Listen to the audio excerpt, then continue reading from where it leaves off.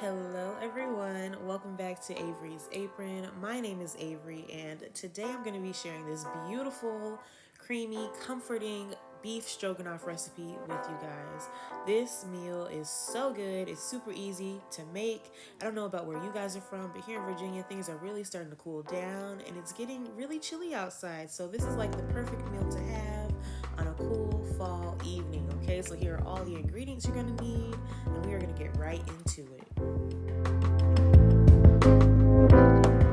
Alright, so I always like to start off by saying that all of the exact measurements, ingredients, recipe notes, all those wonderful things are down in the description box below for you, so be sure to check that out when you are ready to make this recipe.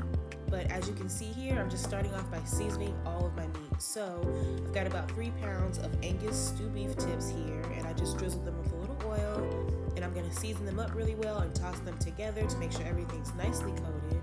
I'm also going to dust these with just a little bit of flour because you're going to see here in a second that I'm actually going to brown these up before we actually start building the sauce for our stroganoff. And that flour is just going to give our meat some really nice color when we sear it. It's also going to help to thicken up our sauce later on. It's going to give it a really nice gravy-like consistency. You'll see that towards the end.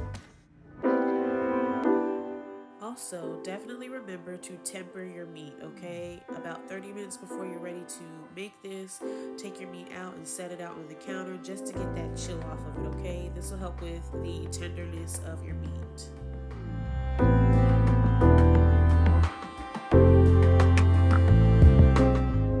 Alright, and now that everything is seasoned, we are going to go ahead and start searing, okay?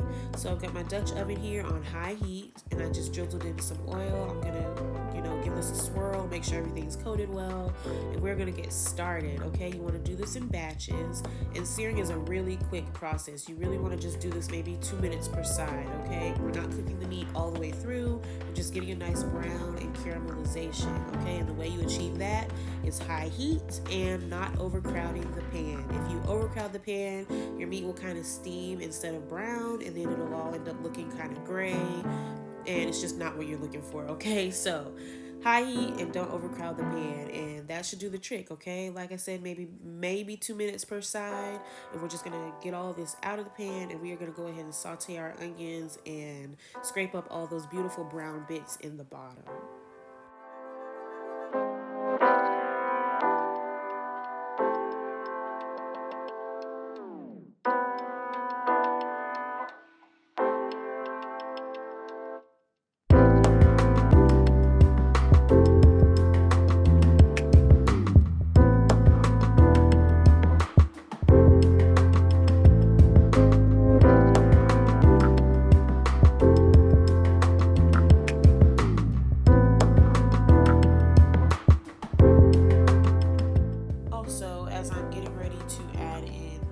I thought I'd mention that a lot of recipes also call for sliced mushrooms, okay? I personally do not like mushrooms. It's just one of those foods that I just cannot get with, okay? So I did not add them, but if you know that you like mushrooms, then you can definitely add those in at this point as well.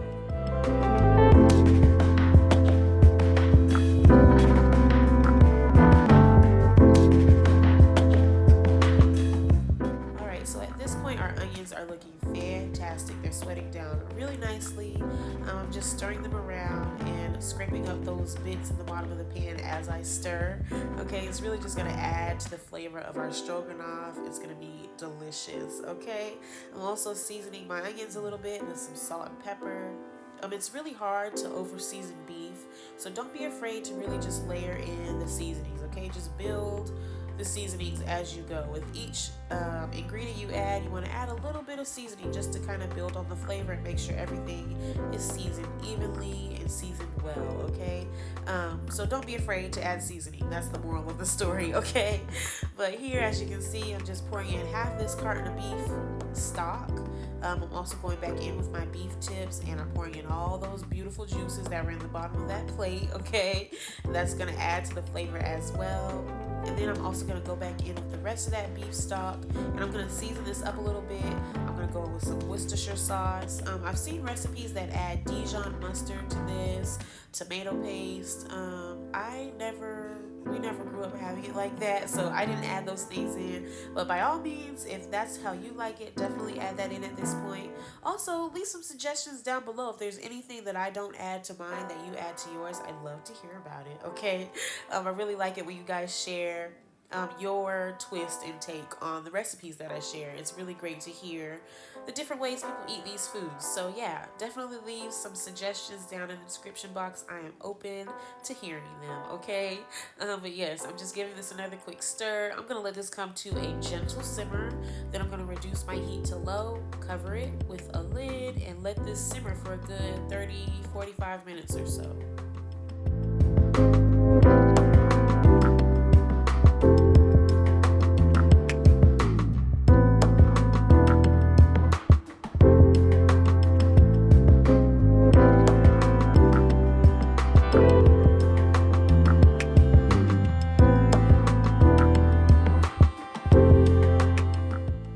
Before I forget, I did add in 2 dry bay leaves off camera as well, okay? I don't know, I just felt like it needed it, so I threw it in. But you don't have to if you don't want to. That's definitely optional. But the key to this recipe is just allowing it to simmer low and slow. Cooking it low and slow really helps that meat to get nice and tender and melt in your mouth delicious, okay? Like I said before, I'm going to let this simmer for about 45 minutes. Then I actually went back in and tasted the broth for seasoning. And I adjusted the seasonings accordingly.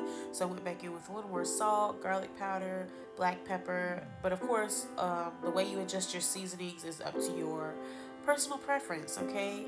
But after adjusting the seasonings of the broth, I put the lid back on it and I let it keep simmering, okay, for another hour and a half or so. So in total, this simmered for a good 2.5 hours before I added in my egg noodles and everything.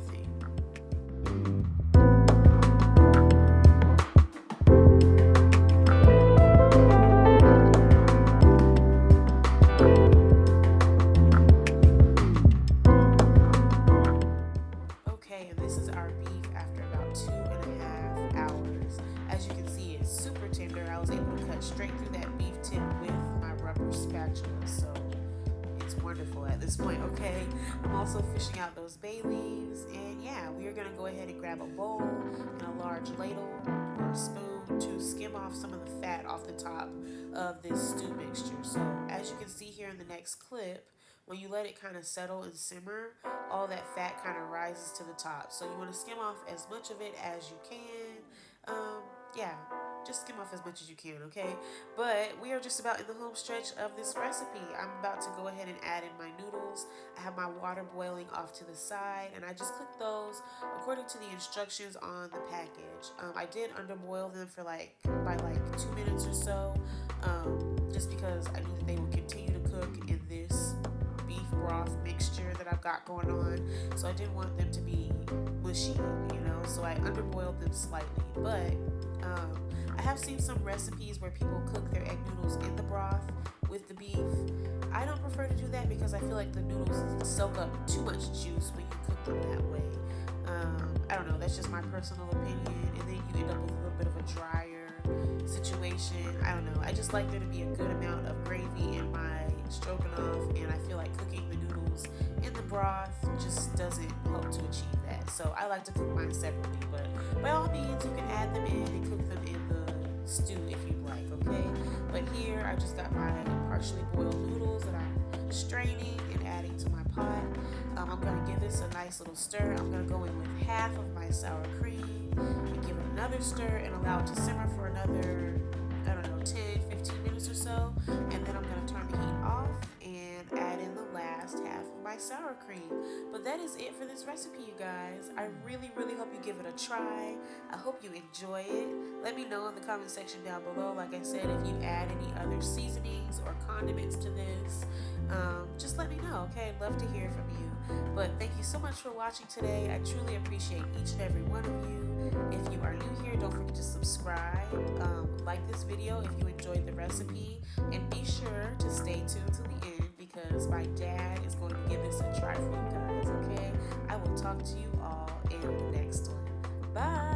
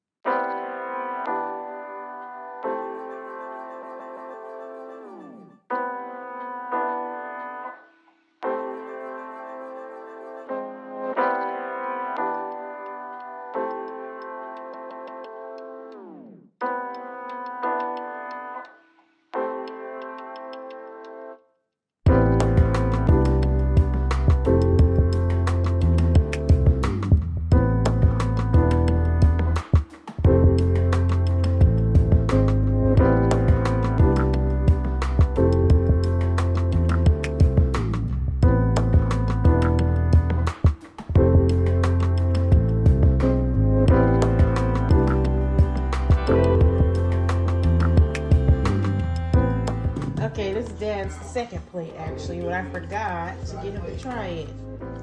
We put hot sauce on it, of course. It's good. Meat is tender. It's tender, huh? Yep. Anything else? Let's go. Thanks for trying it.